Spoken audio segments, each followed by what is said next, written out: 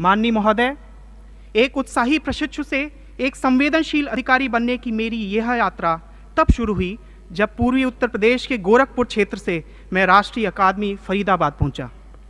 हालांकि अपने साथियों के संघर्षों और संकल्पनाओं की लंबी यात्राओं के सामने मुझे अपना संघर्ष कमतर ही लगता है, लेकिन मैं ये जरूर कह सकता हूँ कि मेरा बचपन भी उथल पुथल भरा रहा। कुछ पारिवारिक कारणों से मेरी माँ को अपने बच्चों को ननिहाल में रखना पड़ा, पर उन्होंने कठिन रास्ता चुना और अपने छोटे बच्चे को ननिहाल में छोड़कर इलाहाबाद प्रतियोगी परीक्षाओं की तैयारी करने चली गईं। वह जानती थीं कि अगर वह वित्तीय मामलों में आत्मनिर्भर रहेंगी तो अपना और अपने बच्चों के भविष्य का निर्णय ज़्यादा प्रभावी ढंग से कर पाएंगी। महोदय, यह वह समय था जब समाज में ऐसा करना एक महिला के लिए उतना आसान नहीं था, लेकिन भारत की ज़्यादातर मातृशक्ति की तरह वह भी सफल हुई और इस बात ने मेरे भीतर जन सेवा के बीज बो दिए। यही कारण रहा कि इंजीनियरिंग की पढ़ाई के बाद मैंने 2 वर्षों तक बिहार के नक्सल प्रभावित क्षेत्रों में प्रधानमंत्री ग्रामीण विकास फेलो के रूप में भी काम किया। वास्तव में इन अनुभवों ने मुझे समस्याओं को अलग अलग किंतु समावेशी आयामों से देखने का एक परिप्रेक्ष्य प्रदान किया है। महोदय, भारतीय राजस्व सेवा का यह बैच भारत की विविधता का प्रतिनिधित्व करता है। जब हमारे जम्मू कश्मीर का कोई साथी कन्याकुमारी के किसी बैचमेट से मिलता है तो मानो कश्मीर के केसर की महक कन्याकुमारी की सीपियों में भर गई हो। जब भारत नेपाल सीमा का एक प्रशिक्षु अधिकारी त्रिपुरा के अपने साथी अधिकारी को जानता है तो उसे यह पता चलता है कि हमारी संस्कृति के प्रतीक नाथ संप्रदाय की जड़ें गोरखपुर से अगरतला तक फैली हुई हैं। ये विविधता में एकता का भाव हमारी आत्मा है। माननीय राष्ट्रपति महोदय, एक सिविल सेवक बनने का हमारा और हमारे घर वालों का सपना तो साकार हो गया, लेकिन हम सब ने एक और सपना देखा है, भारत को एक आर्थिक समावेशी महाशक्ति बनाने का सपना। हम जिन संस्थाओं में पढ़े उनसे बेहतर शिक्षण संस्थाएं बनाने का सपना। हम जिन सड़कों पर चलकर यहाँ तक पहुँचे उनसे ज़्यादा सरपट सड़कों को बनाने का सपना। हमें जीवन में जो अवसर मिल पाए वैसे और उनसे कहीं ज़्यादा अवसरों को अपने साथी भारतीय नागरिकों तक पहुँचाने का सपना। और ये सपने हमारे द्वारा संग्रहित राजस्व की शुचिता एवं संवेदनशीलता को और बढ़ा देते हैं। और सपने भी उन्हीं के साकार होते हैं जो सपनों को देखने का हिम्मत रखते हैं। आज के दिन मैं अपनी माँ को धन्यवाद देना चाहता हूँ जिन्होंने मुझे सपने देखना सिखाया। महोदय, इन सपनों को पूरा करने के मार्ग में आपकी सतत प्रेरणा और पाथेय के लिए हम सभी आपके प्रति सदा अनुग्रहित रहेंगे। जय Hind. Honorable President Sir, I'm Tina Dabi and I belong to the Rajasthan cadre. I would like to begin by expressing my profound and heartfelt gratitude to the Honorable President of India for giving us time out of his busy schedule to address, guide and inspire us today. It is a matter of great pride and privilege to have got an opportunity to speak about the collective experience of the most memorable journey undertaken by each officer of the 2016 batch of the Indian Administrative Service. This beautiful journey began with the 91st Foundation course, where officers across the services were trained together. We were not only provided with all possible academic inputs and insights on public administration and good governance, but also through extracurricular activities like the Himalayan trek, village visits, we were able to forge lifelong friendships and develop esprit de corps. Foundation course was succeeded by phase 1 of the IAS professional training. We got the priceless opportunity to travel across the length and breadth of the country. This Bharat Darshan enabled us not only to see India, but to feel India, to breathe India. On the academic side, classes were held on all subjects and matters that would come handy while executing the duties and responsibilities of an IAS officer. We were then sent out for nearly a year-long district training, whereby we got an opportunity to learn from the best collectors in the country, those people who were actually making a difference at the ground level. District training was succeeded by phase 2 training, where we were made to share our varied experience of working in the field from across the country, so that we learned the best practices of governance in India and also to learn from each other. Phase 2 towards the end had a week-long foreign study tour to help us understand the governance models followed elsewhere. When I had joined the service 2 years ago, I did not have much idea on what it really means to be an IAS officer and how an IAS officer could fulfill his or her responsibilities to meet the expectations of this great nation.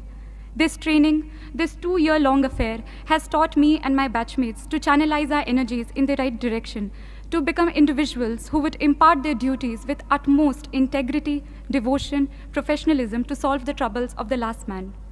To conclude, I would like to quote a few lines from the Academy song of the Lal Bahadur Shastri National Academy of Administration, Mussoorie, which echoes in the hearts and mind of all of us, which we all 176 officers have pledged to live by, what this training has really taught us.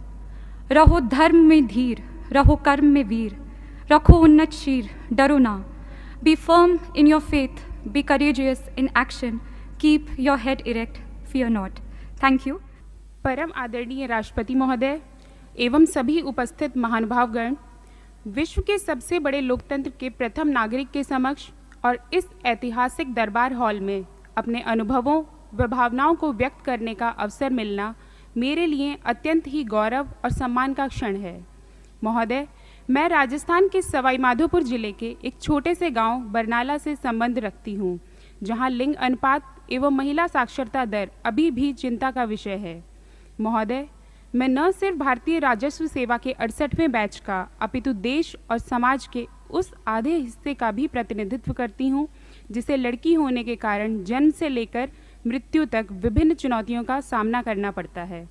वंश के उत्तराधिकारी की चाह में एक से अधिक हो गई लड़कियों को स्थानीय राजस्थानी खड़ी बोली में रामघणी और रामनरी जैसे नामों से नवाजा जाता है। उन्हें इसलिए नहीं पढ़ाया जाता ताकि दहेज के लिए रकम बचाई जा सके। महोदय, अपने गांव से प्रथम सिविल सेवक होने के बावजूद हमें समाज की गलत धारणाओं के उस दंश को भी झेलना पड़ता है, जिसमें सिविल सेवा में चयन के उपरांत भी हमें यह सुनने को मिलता है कि यदि गांव के किसी लड़के का चयन हुआ होता तो बात ही कुछ और होती। महोदय, मैं आभारी हूं उन सरकारी नीतियों की जिनके बूते आज मुझे एक गांव से राष्ट्रपति भवन के दरबार हॉल तक पहुंचने का अवसर मिला। मैं आभारी हूं अपने माता पिता की, जिन्होंने कभी हम भाई बहनों में भेदभाव नहीं किया, जिसके परिणाम स्वरूप आज हम तीनों बहनें आत्मनिर्भर बन सके हैं। महोदय, विभागीय दायित्वों से इतर राष्ट्र निर्माण के अपने कर्तव्य के तहत हमने अपने गांव के युवाओं का एक समूह बनाकर विद्यालयों में मूलभूत सुविधाएं उपलब्ध करवाने के साथ साथ करियर काउंसलिंग के माध्यम से विद्यार्थियों को एक नई दिशा देने के प्रयास प्रारंभ किए हैं। महोदय, राष्ट्रीय सीमा शुल्क एवं अप्रत्यक्ष कर अकादमी ने हम प्रशिक्षु अधिकारियों में न केवल तकनीकी कौशल अपितु नैतिक ज्ञान का बीज भी प्रत्यारोपित किया है। अकादमी ने आर हीरोज़ जैसे कार्यक्रम के माध्यम से विभाग के सत्यनिष्ठ एवं कर्तव्यनिष्ठ अधिकारियों से हमें रूबरू कराया है, जिससे कि हमें अपने दायित्वों का निर्वहन पूर्ण सत्यनिष्ठा एवं निष्पक्षता के साथ करने की प्रेरणा मिली है।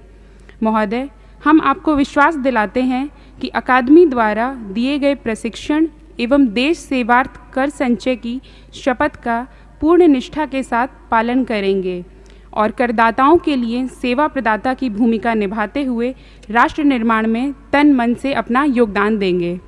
जय Hind. Honorable President of India, I am Garima Singh from the Jharkhand cadre. Today I have received a unique opportunity to present before you a synopsis of the myriad range of experiences that we learn from in our 2 years of training as IS officers.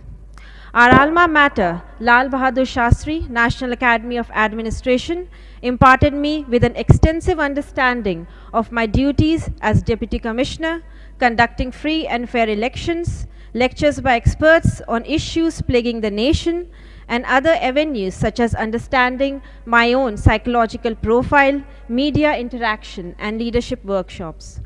While Academy helped me in understanding the basics, the 1-year district training in Hazaribagh, Jharkhand helped me to get in touch with the actual issues at grassroots level.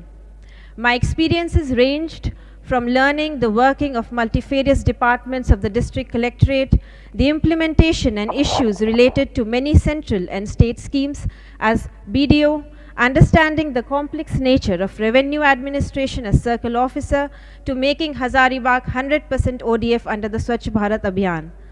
I also had an exciting opportunity to work as District Social Welfare Officer, during which we helped in the modernization of 40 Anganwadi centers.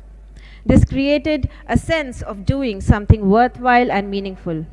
Since my interest lies in the sphere of social welfare and education, I am glad I now have a chance to work with the Department of School Education and Literacy.